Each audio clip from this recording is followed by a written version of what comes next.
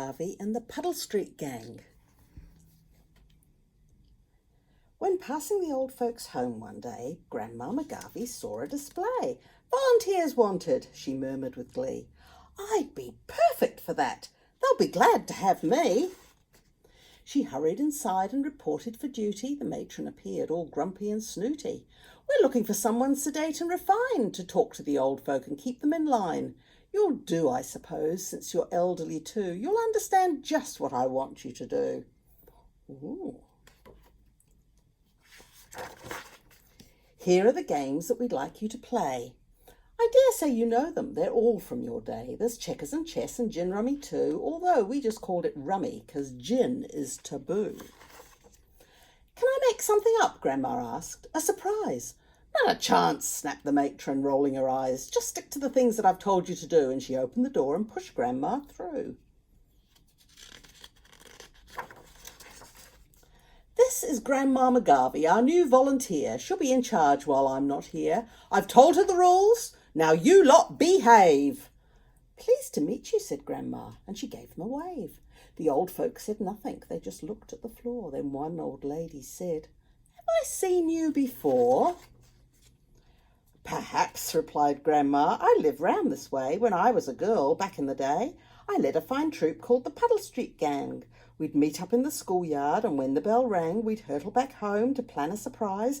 Our particular talent was swiping hot pies." "Stealing pies?"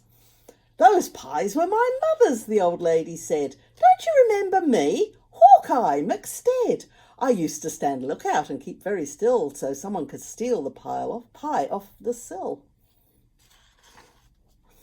"Someone?" a voice called. "That someone was me. Don't you remember? I'm Beanpole McGee. I'd reach up from outside and grab the pie tray, then I'd pass it to someone who raced it away." "Just a minute," a voice cried. "I was that boy. Don't you remember? I'm Speedy Fitzroy.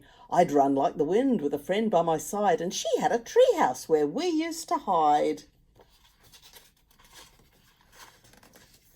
"That's me," said another. "I'm Ginger Defleet, and this is my brother, Shaggy Dog Pete.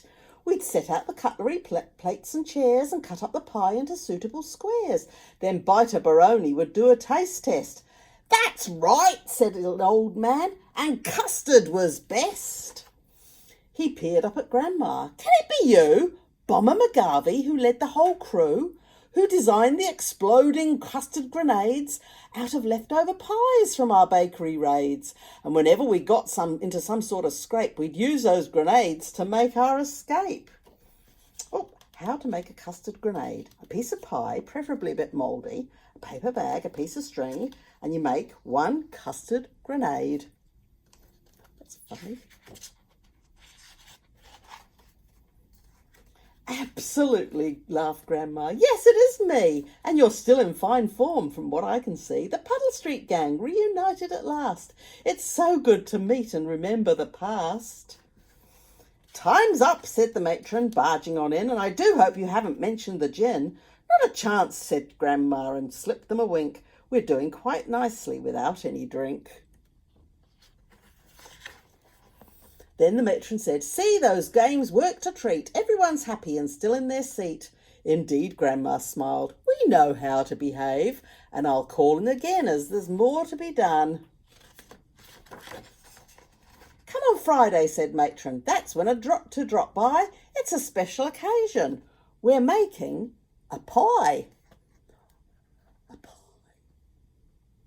Well, that was a heck of a gang, wasn't it? Stealing pies.